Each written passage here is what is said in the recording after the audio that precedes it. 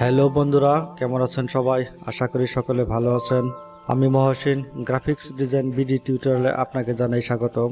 আজকে আমি আপনাদেরকে দেখাবো কিভাবে অ্যাডোব ইলাস্ট্রেটরের সাহায্যে এই ধরনের সেটিং লোগো ডিজাইন করা যায়। তো বন্ধুরা, আপনি যদি আমার চ্যানেলে নতুন হয়ে থাকেন তাহলে চ্যানেল সাবস্ক্রাইব করে রাখবেন এবং পাশে থাকা বেল আইকনে ক্লিক করে রাখবেন, যাতে আপনি আমার নতুন নতুন টিউটোরিয়াল পেয়ে যান সবার আগে। তো বন্ধুরা, যাওয়া যাক মূল টিউটোরিয়ালে। এই লোগোটি ক্রিয়েট করার জন্য প্রথমে আমরা টুলবার অপশন থেকে স্টার টুল সিলেক্ট করলাম। মাউসের বাম বাটনে ক্লিক করলে স্টার অপশন পাওয়া যাবে।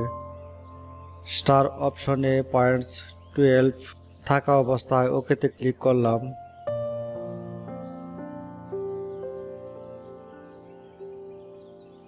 এবার টুলবার অপশন থেকে ডাইরেক্ট সিলেকশন টুল নিয়ে অবজেক্টের অ্যাঙ্কর পয়েন্টার ভিতরের দিকে ড্রাগ করে পুরোটা দিয়ে দিলাম। ইলিপস টুল নিলাম।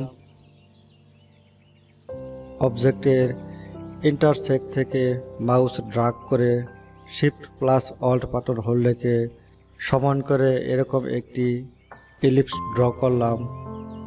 ইলিপস এর স্ট্রোক কালার ব্ল্যাক দিলাম এবং ইলিপসটি কপি করার জন্য এডিট অপশন থেকে কপি, এরপর ফার্স্ট ইন ফন্ট সিলেক্ট করলাম।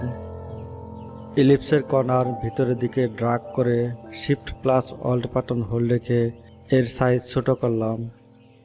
আবার ইলিপসটি কপি করার জন্য এডিট অপশন থেকে কপি, এরপর ফার্স্ট ইন ফন্ট সিলেক্ট করলাম।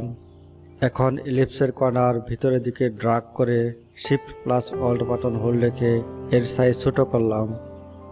সিলেকশন টুলের সাহায্যে সমস্ত অবজেক্ট সিলেক্ট করলাম।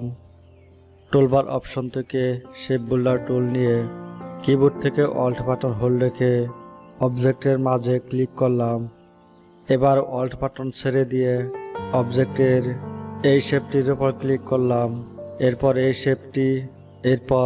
শেপটির উপর ক্লিক করলাম। এই শেপটি সিলেক্ট করে কালার অপশন থেকে ফিল কালার চেঞ্জ করলাম এবং শেপটির কালার কাস্টমাইজ করার জন্য কালারের উপর ডাবল ক্লিক করলে কালার অপশন পাওয়া যাবে। কালার অপশনে এখানে কালার টাইপ, স্পট কালার এবং প্রিভিউ মার্ক থাকা অবস্থায় কালার মোড CMYকে ক্লিক করে আমরা সহজেই কালার কাস্টমাইজ করে নিতে পারি। কালার কাস্টমাইজ করা শেষ হলে ওকেতে ক্লিক করলাম। আবার এই শেপটি সিলেক্ট করে কালার অপশন থেকে ফিল কালার সিলেক্ট করলাম। সিলেকশন টুলের সাহায্যে সমস্ত অবজেক্ট সিলেক্ট করলাম এবং অবজেক্ট মেনু থেকে গ্রুপ সিলেক্ট করলে অবজেক্ট গ্রুপ হয়ে যাবে। এবার অবজেক্টটি সিলেক্ট থাকা অবস্থায় ইফেক্ট মেনু থেকে 3D, এরপর এক্সট্রুড অ্যান্ড বিবল সিলেক্ট করলাম। 3D এক্সট্রুড অ্যান্ড বিবল অপশনস এখানে এটি ঘুরিয়ে উপরের দিকে কাস্টমাইজ করে নিচ্ছি। এখানে এক্সট্রুড ডিপ অপশনে specified depth of extrusion 20 type করলাম। বিবেল ক্লাসিক সিলেক্ট করলাম। এই পয়েন্টার মাউসের সাহায্যে মুভ করে এখানে বসিয়ে দিলাম। এরপর আমরা ওকেতে ক্লিক করলাম। অবজেক্টের কর্নার বাইরের দিকে ড্রাগ করে shift plus alt button hold রেখে এর সাইজ বড় করলাম।